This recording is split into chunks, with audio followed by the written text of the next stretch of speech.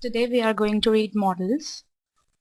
Till now we have read of two verbs. The first is main verb while the second one is helping verb. Like if I write, she is playing guitar. In this sentence the helping verb is while the main verb is playing.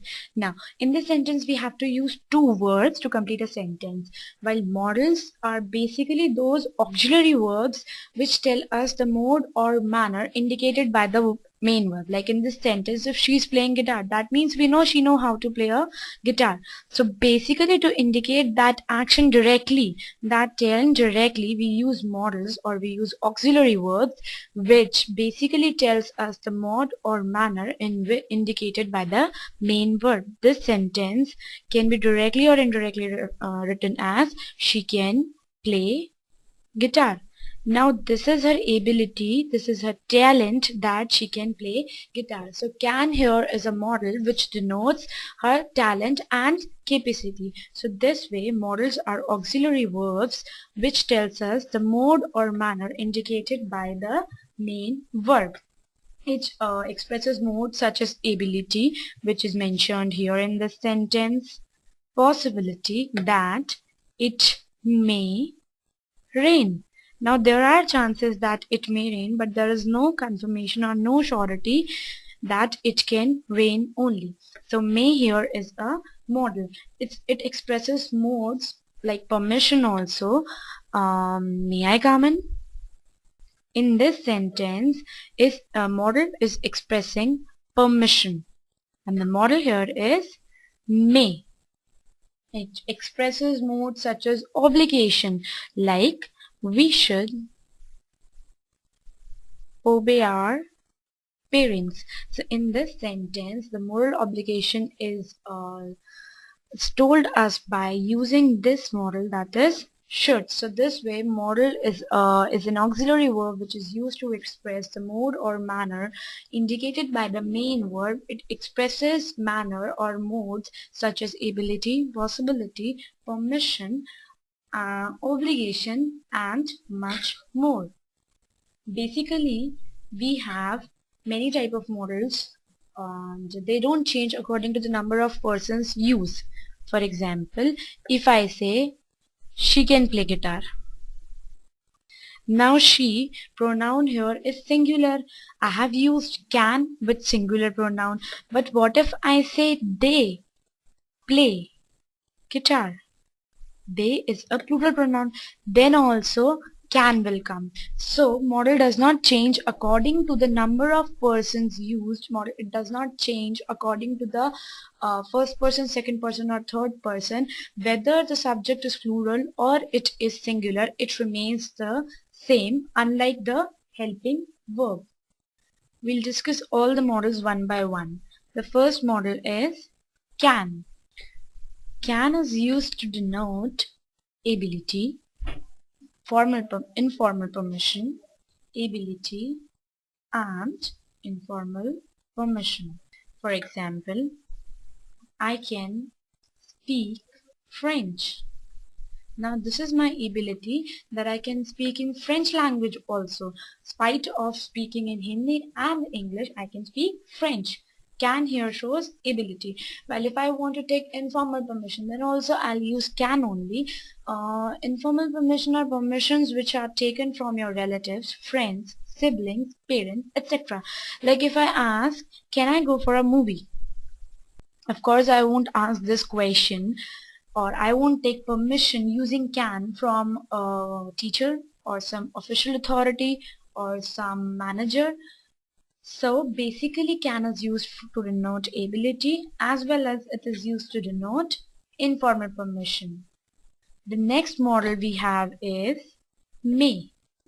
May is used to denote for formal permission as well as possibility. If there are chances of a thing happening, then it can be denoted using may. For example, let us assume that a student is taking permission from his or her teacher. So he or she will ask, may I go to drink water. Now this is called formal permission, which we take from our teachers, some officers, some managers, some formal authorities. While possibility is denoted by using may again, I may go in the party. Now it is not sure that whether I'll go or not, but there are chances, there is a possibility that I may go in the party. So this way may is used to denote formal permission as well as possibility. Our next model is could. Could is the past of can. It is used to denote past ability as well as it is used to make polite request. For example, if I have some ability but that was there in past, now I don't possess that ability anymore, so I'll refer that ability using could. When I was a child, I could eat 10 bananas. Now I cannot eat 10 bananas at this time because I'm no more a child. It was my past, so to denote that past ability. So to denote that past ability, I have used could.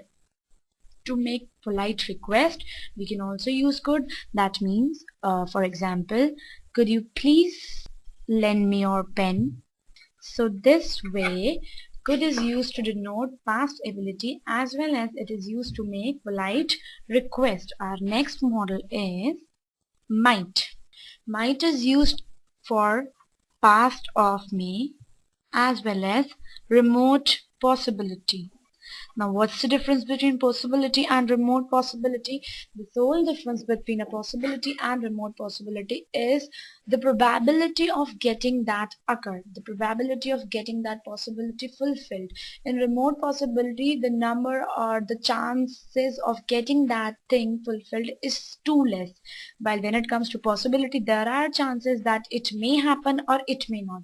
When it comes to when it comes to remote possibility, there are chances it may happen, but the chances are very less. For example, if I say I might have done that work, मैंने वो काम कर लिया होता, but मैंने नहीं किया, but मैं कर सकता था. There were chances that I might have done that, but मैंने नहीं किया. If I say it might rain, that means there are chances of getting it rain, but the chances are very less. If I say it may rain, there are chances. There are positive chances that it may rain, but when it comes to it might rain, the chances are too negligible. So to denote that negligible chances, we use might, while to denote probability which may happen, we use may. Our next model is should. Should is used for advice and suggestions. Using should, we can advise someone, we can suggest someone something, but now it's up to that person whether that person follows our advice or not. We have done our work by giving advice or by suggesting something. Now it's up to that person whether that suggestion will be followed by that person or that advice will be followed by that person or not. For example, we should study hard for our exams. Now if I have said this, we should study hard for our exams, that means I'm going to follow that. But I have suggested this thing to my friends also because I have used we. Now it's up to them whether they use my advice or no, whether they follow my suggestion or not. If I say we should not drink and drive. Now this is my suggestion that we all should not drink and then drive. I'm going to follow that. I don't know whether the persons to whom I'm telling this thing will follow my advice or suggestions or not. So this way, using should, we can advise someone something, we can suggest someone something, but we cannot take surety that that person is going to follow our advice or suggestion. Our next model is ought to. Ought to is used whenever we want to give moral obligation, or what we call moral values or naitik sanskar in Hindi. So whenever it comes to moral obligations, ought to is used. Mind it carefully that ought will always be followed by to whenever it will be used as a model. We cannot simply write ought, or we cannot simply write to. We have to use ought to together. For example, we ought to respect our grandparents. That means this is something kind of moral value. ये हमारे संस्कार होने चाहिए that we are going to respect our grandparents. So whenever it comes to moral application, it comes under ought to only. Our next model is must. Must is used whenever there is some compulsion of something, or something which should be compulsorily done. Which should be done compulsorily, and there is a need to do that, there is a compulsion to do that, then only must will be used. If I say, you must study for 2 hours, that means it's compulsory for you to study for 2 hours. So whenever there is a compulsion, we use must. Our next model is would. Would is used as a past of will, while will is used as a helping verb of future tense, and the past of that helping verb of future tense, that is will, is would. For some wishes, desires, offers, polite requests, we use would. If there is something said in the past and referring to future, we will use would there. For example, she said she would complete the task. Now she said in the past that she will complete the task in future. So referring to future in past using past tense, we use would. It denotes past of will. I would like to have coffee. This is my wish, or this is my desire. I've expressed it using would.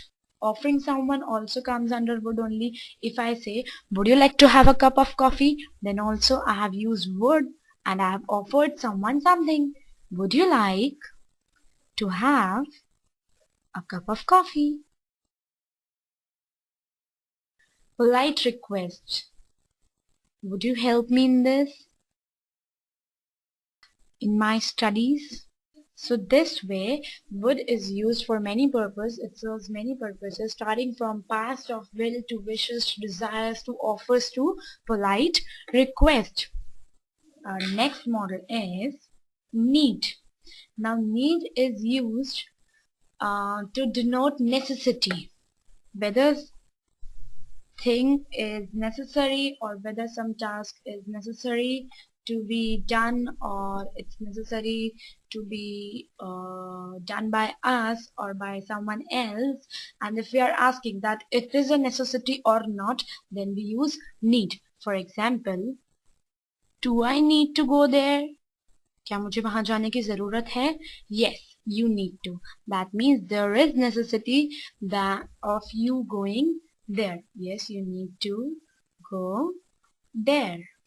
So basically, need is used to denote necessity. Our next model is dare. Dare is used in two ways. The first way is interrogative way. The second way is threatening way. Dare basically means courage. Let's talk about the interrogative way first. Whenever someone has done something wrong and you are asking the question why the hell or why he has or she has done that, and you are very angry with that person, you use dare. हम ऐसे बोलते हैं ना कि तुमने ऐसे करने की हिम्मत कैसे करी. This is interrogative usage of dare. How dare you talk to me like this? This is interrogative usage of dare. While the second usage of dare is warning or giving threat. If I say, don't dare to go there, So I'm warning or I'm giving a threat. This way, dare is used to fulfill two purposes. The first purpose is asking interrogative questions. The second purpose is warning or threat. Our next model is used to. Used to is used for past habits. Mind it carefully that used to will always and only be used for past habits. Habits which were there in past, now the habit don't survive anymore. When I was a child, I used to play a lot. That means it was a habit in my childhood that I used to play that time a lot, but now I don't play anymore. So used to is used to denote past habit. Our next model is will. Will is a helping verb of past and it is used with second or third person to denote surety or certainty. Used with second or third person to express certainty. That means to express surety. For example, you will begin the work tomorrow. Now in the sentence, some surety or certainty is expressed. Sometimes will is used to express request also. For example, sometimes it is used to express request also. For example, will you have coffee? Now this is not polite request or offer. It's just simply a request or a question. Will you have coffee? Or sometimes it is used to represent promise also. For example, I'll take care of your brother.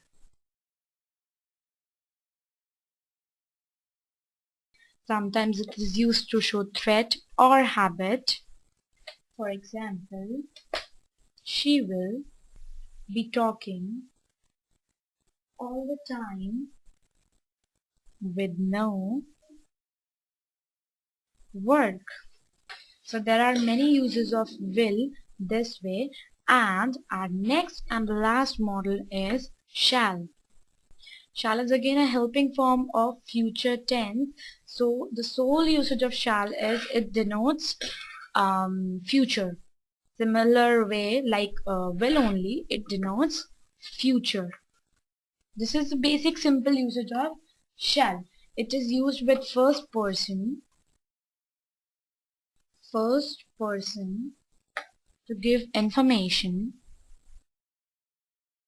about future action. For example, I shall finish the topic by tomorrow. That means कल तक मैं ये topic खत्म कर लूँगा. So it is giving information about the future action. Or it is used with second or third person to. Shall is used with second or third person to express command, threat, determination, and promise. For example, you shall leave the class at once.